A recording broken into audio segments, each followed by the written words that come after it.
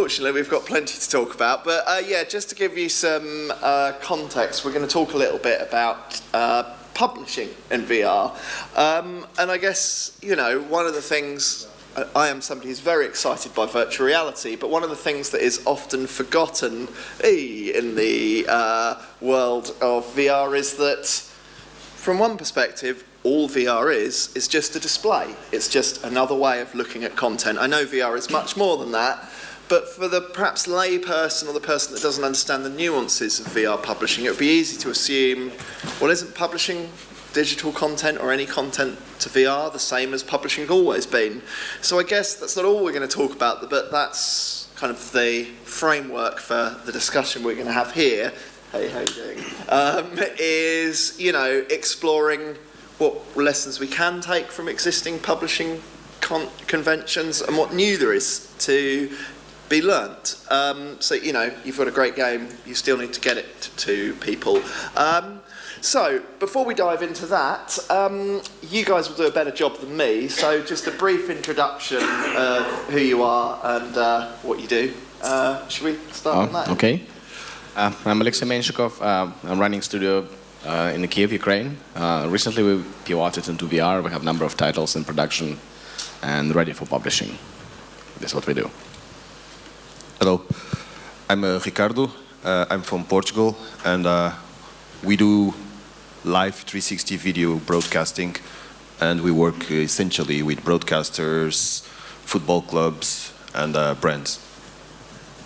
Hello, Nizar from Cambridge here in UK. So started a company just recently, 3 months ago, to develop VR games and other apps. Before that, some of you might know me through ARM, where I was running developer relations for ARM. Great, fantastic. Well, I will dive into the questions. You know, if you guys have got any questions, we'll give a few minutes at the end to that. But if you've got something really pressing that's being talked about, throw your hand up and I shall try and spot you and weave your question in. So I guess, you know, this is a tricky first question. It could be the only question asked. But before we go into the real detail, like, why is virtual reality a distinct platform when it comes to publishing? Does anyone want to brave that question? I hope so. I can start. In a way I'm an expert because now I'm starting as a developer, but what we think is challenging is first the feasibility of VR, if we can say the potential. Lots of questions and probably within the consumer. So that is a challenge. The other thing, VR also is super early in its stage. Mm-hmm. So it's not a mature platform. The install base is limited, so that puts also another challenge from a publishing perspective. Okay. I believe that, and I'm going to my side of this, which is video. We are in the beginning, so it's very difficult to explain to everybody that it's not just putting a camera over there and it's done. So it's a lot of stuff that we need to do, we need to explain, and we need to teach to broadcasters, video producers, content producers and creators that we can make things interactive also with the video, we can add new layers with the video. There's a lot of stuff to be done. And so yeah, it's different. It's a different publisher. It shouldn't be just put the camera, let's go. Mm-hmm. I may add, besides the limited install base, is we already have a fraction. So we have mobile VR, we have desktop VR, we have controller and non-controller, PlayStation, and whatever, any other new headsets coming soon. Okay, but what? And you know, a question to all of you. You know, there's platforms like Steam, which you can obviously download games through. There's traditional ways of. There's publishing video content, isn't quite the word, but distributing video content. Broadly speaking, do we expect the model to stay the same in terms of how people will, I guess, access that kind of content? Or should developers and creators of that content ready themselves from an extreme change in what publishing is? I can start. So I think, again, on the video side, one of the things we saw is, okay, YouTube is the platform for 360 video, but many guys and many companies don't want that because they own the rights and they don't want to share the rights. So ourselves, we end up developing our 360 player on top of everything that can integrate with their website, with their apps and everything. So we had to create the distribution layer also for them.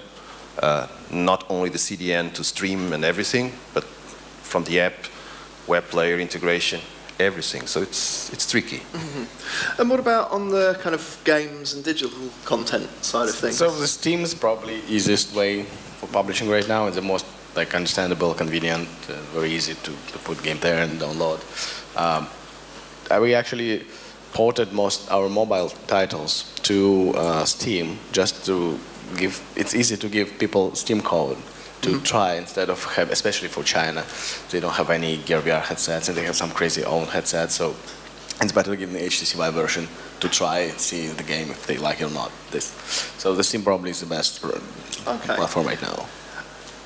Yes, I think for games, in our case, we won't go probably and publish by ourselves or through our portal, so we will always go via stores.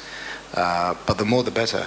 What I've always found frustrating in the West is the lack of stores. You have maybe 2 that everyone thinks about in mobile primarily.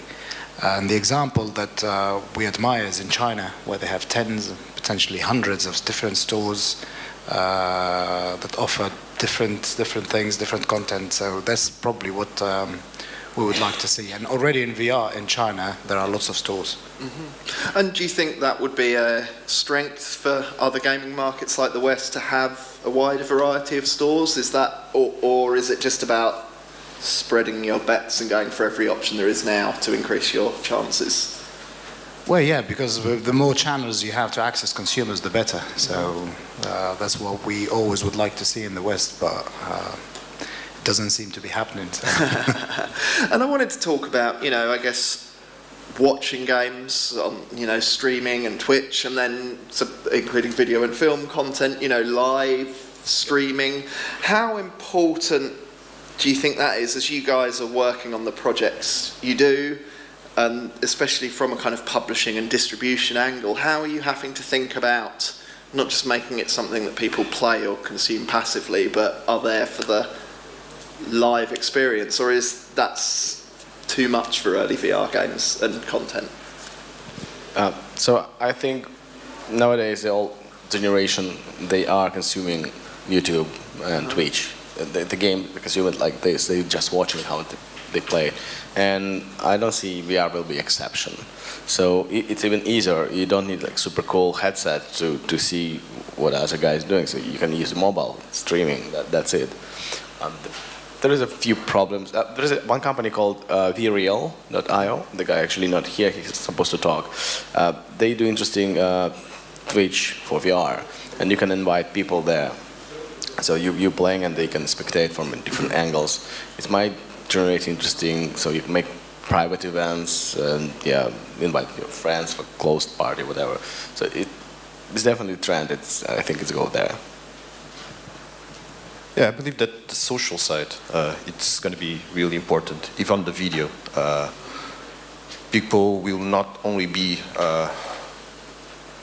viewing the video, they will be interacting, and they want to interact with other people. It's a little bit like streaming, all the streamers community. Everybody is doing and seeing a lot of stuff happening at the same time. Obviously, when you have a headset on, you are focused on that, but if you have possibility to jump in through various VR feeds, which is already possible, and you can jump and have that idea of going like 1 minute 30 seconds viewing this and then jump to the other one and knowing what is happening, with a small chat on the screen also. So that happens already, and it's live and it works. Number of people doing that, very, very, very few. But I guess in spite of, we're all kind of, aware of the relatively modest audience of VR, is it still the time to dive in now and learn? Or, in terms of releasing and publishing, there might be a basic logic saying wait until it gets bigger, but I wondered what why you guys are involved early, I guess. Well, we've been doing like hardware launches since the company started actually. Right. So it's one of our expertise. We have PS Move launch, Vita launch, PS4, PSVR launch, working on game. We have an exotic China Fuse console launched last year.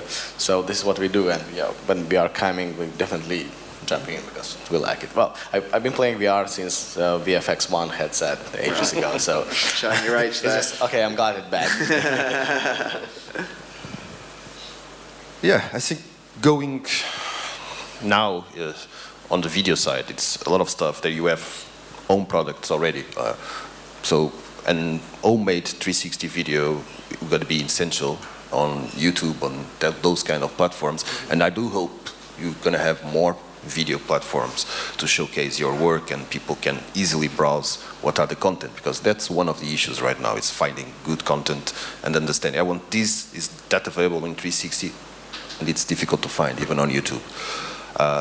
So the good moment now, yeah, it's a good moment. We have already good technology going on, and if you're doing live 360 events, you can CDN stuff already, products for live 360.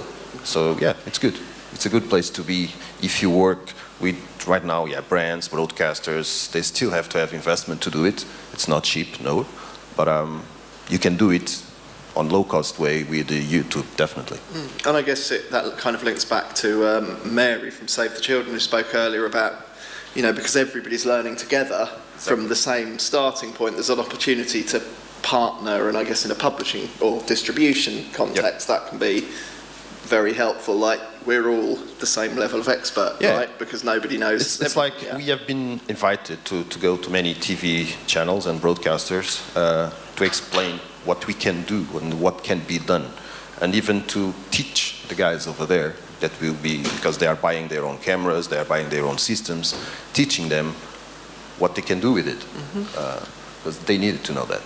Great. And Nizar, yeah, it's really to echo what both said. It's we go in early because of the opportunity. If you're early, you have a better chance. But also the learning. I think there's still a lot to learn in VR, content-wise, distribution, publishing. Certainly, we're talking about publishing.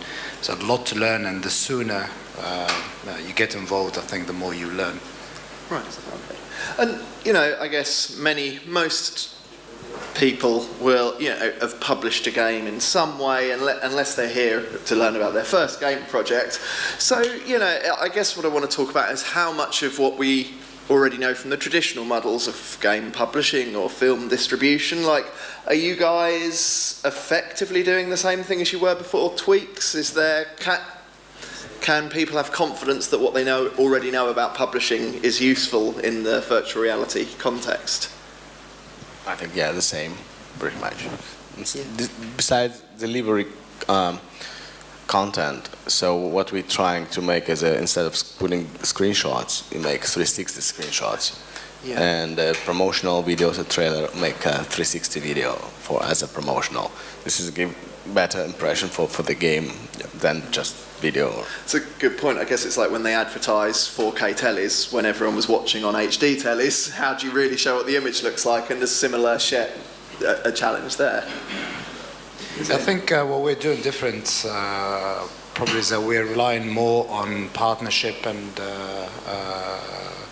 publishers. We regard the stores as the upside. We don't rely on them totally, because I think because of the installed base and the uncertainty, that would be quite risky if the strategy is just based on the existing stores. And from our perspective, we're going really to China, where we think actually VR is happening there first compared to the rest of the world.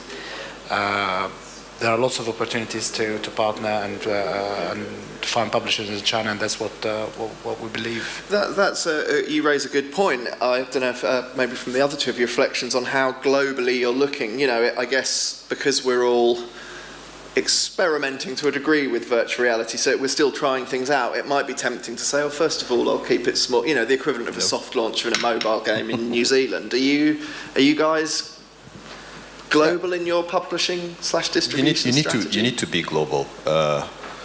So one of the stuff that we did alive, we did was Rock in Rio, the one in Portugal, and we did a live stream directly to China. because there was guys over there that bought the rights, and basically they were streaming.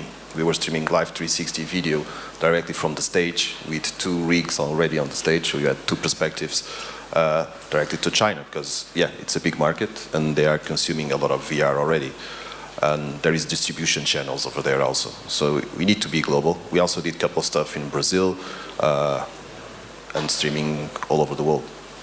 Okay. Well, China is a game changer. When I went to China this year, so imagine the booth size like the whole brewery, full of new hardware guys you never heard of. 4K display, mobile, hybrid display, whatever. So I brought 10 manufacturers, like contacts of new hardware guys. They're looking for content, which my main reason I went to China to license the content, to find a publisher there. So, and my agent in China brought me another 5, so it's about 15 new guys, and they're still alive besides the rumors that China VR going down. Some cardboard guys going down, yes, but the manufacturers are doing hard device, they're doing well. So the problem with China is there is no money in terms of they don't invest into content. Right. So that's one of the, well, they do, but not as we expect. So another good thing that, you know, China have strict regulations on video games for government approval. Mm-hmm. The good thing, what I've been told recently, there is no regulation for VR yet. Mm-hmm. So you're free to go. It's such a good opportunity window, which close very soon, but still, it's the way to go. So yeah, it is global, but China is like kind of different region. The thing is, for VR, it's supported on government level. So if you're not cool in VR, you just, you know, like sucks. That's it. So they have Prime Minister visited hackathon, VR hackathon. So there's a lot of event. I'm subscribed on the WeChat of VR guys, and they have event, I don't know, weekly in China, different kind of event, all VR, hackathons, expos, whatever. So there's a lot of movement than right. in the West, actually. Okay. Yeah, I mean, China is important for all kind of content. I mean, mobile certainly, but VR is even more true. What has been said, the government in China believes a lot in VR. If we compare to probably Western governments who, some of them don't even know that VR has started. But what we think is really, really important in China is the size of the market, mm-hmm. and how fast also things are adopted or change in China. Just to name an example, so I don't know whether you guys heard of it, but the all-in-one VR headset, which is a concept that was, if we can say, launched and created in China, there is already 1 million units that sold. Mm. 1 million. Yeah. So the size of the market in China makes it key to any strategy for any VR developer. Yeah. And you actually give. Oh, sorry. Did you want to elaborate on that point? Yeah. My next question, by coincidence, you've given me a convenient segue, because I was going to talk about kind of, you know, people are often talking about out-of-home gaming or the return of the arcade coming through VR and site-specific VR, or promoting a film at a theme park with a VR experience. And my convenient segue is China's their part. There's already over 500 very profitable VR arcades in China. So kind of all the notions we have about what VR might be seem to already be happening there. But as the word China isn't actually in our panel's title, just generally, again, it does seem China's the place to go for this. Do you guys, both in kind of digital and video content, do you see there being looking at providing content for those out-of-home and location-specific? Definitely, yes. VR thing? Yeah, go for it. Yeah, totally. This is one of business models to go. But because the people that cannot afford to buy like super expensive computer and the hardware, but they want to try to play. The problem I see now is Vive recently, Vive Arcade announced they have 300 titles already available. So how it's a lot even now. So the VR arcade marketplace is already overcrowded. So, yeah. So I don't know what if it's like super curated or so. And there is mixed signals coming about the profitable location-based entertainment thing. It's not. My few friends say it's not. So they show numbers, but in reality, it's different picture. So I don't know exactly. Right. On the video side, you already have a lot of companies with systems from China being all around in shopping malls everywhere. At least in Portugal, I know a couple of them, and we have been approached to have local content, obviously, and creating different experience for those kind of devices. So it's a market, it's there, it's growing, and obviously, even if I don't believe right now that doing just local, it's could be okay, but doing something that could go all over Europe, because those systems are all over Europe already, it's interesting. And I guess that's where many people are meeting with VR, many consumers are meeting with VR, right? I was starting to think like, oh, well, how many VR gaming centres are there compared to individuals with VR headsets? Well, actually, there's, you know, it's a fairly sizable market. No, and it's good quality. It's good quality. It's not bad VR, most of them. Nizar, have you been tempted by those opportunities, or is there a reason you guys are yet to move in that direction? Yeah, we're monitoring, if I can say. I might slightly disagree with the two panelists here when they say they are all over Europe. I haven't seen them personally. And I think that will be really key if VR was to really take off. If we look back at how gaming happened, started with arcade. My first experience playing games was with arcade. Then that moved to the home, then actually arcade almost disappeared. So I think for VR that will be key to get the audience to try and explore and experience VR properly before deciding that actually they want that at home, whether it's mobile or PC based. So we didn't jump on it because we are not seeing arcade kind of set up here in Europe. Certainly in China that's happening. But we would love to see that actually. So cool.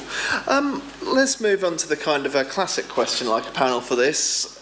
One tip from each of you for our audience. Perhaps they've got their great idea, they've made their game or video, but they're wondering, how do I get this published as a piece of VR? Do you have one piece of advice, or perhaps your major learning, or something that surprised you when you're going through that process? VR is risky, so I suggest go both mobile and desktop, because right now technology, it's second problem. We can use any engine that's actually cross-platform. We make things very easy, but well, not as advertised, but still. So you can make a quick ports between platforms. So I suggest design something, especially in the beginning, very easy, very comfortable, without any causing motion sickness. That's the way to go. Right, and that does almost reflect the early days of the arcade game, when they needed stuff that people could know how the game worked on seeing it. I guess was it Pong's famous instruction manual was move paddle to stop ball, and you need something equivalent to that, right, to make people easier to embrace or understand. And from the world of video, any particular piece of advice? It's a little bit the same. We need to be on any platform that is available. So if you are doing video, put it also on PlayStation VR, put it everywhere you can, because right now you need to spread the news, and if you are doing content, you need to spread your content all over. So don't just stick with YouTube. It's a great platform, but it's not the only one. And I end up finding that, YouTube gives you good numbers, at least it seems to, but if you end up working on yourself on other platforms, you probably have more engagement. Right. Sorry, I keep leaving you till last, Nizar, and making your job harder. It's because I trust your intellect. Yeah. Well, I'll echo what they said. Yeah, look at all platforms, but I would say pay more attention to mobile. We're seeing everyone doing more PC, console, big developments, big investment. We believe more in the long term of the success of mobile, just because of the volume you have, smartphones out there in the world. Keep it simple as well, and try to develop content that appeals to everyone. There's, I think, too many horror-based VR experiences, first-person shooters. Certainly that's quite exciting and impressive, but that's not something that will get the masses to really jump on VR. Control-wise as well, keep it simple. That's probably our biggest learning experience right now. We tried so many different controls, and it's really, really hard to get it right. But we're sort of getting to the simpler, the better. So. Great, fantastic. Well, I've still got a few questions on my list, but we've got fantastic. There's already someone eager to answer. Yeah, I'll tell you what, just give it some volume, and we don't worry about the mic. So just two questions. What are the technical bottlenecks for existing videos? And the other question is, who in China is really dominating these VR platforms? Is it the VAS, NetEase, and Wandas, or is it somebody else? Great. Do you want to go for question? I think question one will be, be yours. The bottleneck is definitely, streaming and how you are doing it. So you do need a platform and a system that is capable of delivering. So it's a good CDN. It's not cloud servers. You need to have a proper CDN. That's why broadcast and broadcast quality needs to be secured. Otherwise, the experience will be bad, definitely. And if it's a bad experience, no, don't go that way. You are doing a creepy job for your client, or even for you if you are yourself making your content. And we also did that a couple of times. So it's CDN definitely the way to go, and no other, at least on streaming video worldwide. Great. And I guess the second question can go to all of you. Where, with so much going on in China, where to start or focus? Yeah, the focus initially is the headset makers themselves. So VR is quite early over there. You don't have really specialized publishers. So it's currently the headset manufacturers who publish by themselves. To name a few, you have Deepon, you have Baofeng, you have IdeaLens, and who are sort of the big guys, but you have probably 30 or 40 others out of Shenzhen around a platform called Nibiru. The big headset manufacturers in China also introducing their VR headsets, so Huawei and so on also are joining the game.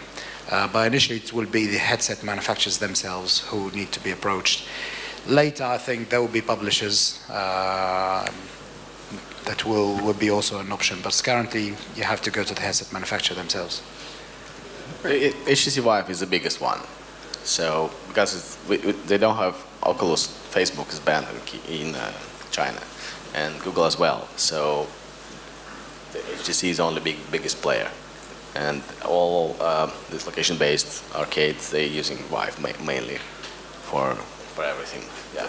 Right. So there's two players, major like Vive announced Vive Arcade, and they have Viveport own store from the front, and Alexey VR and the Menshikov VR, the biggest operators of arcades.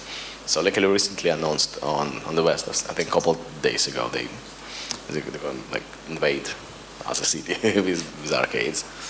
So yeah. Great.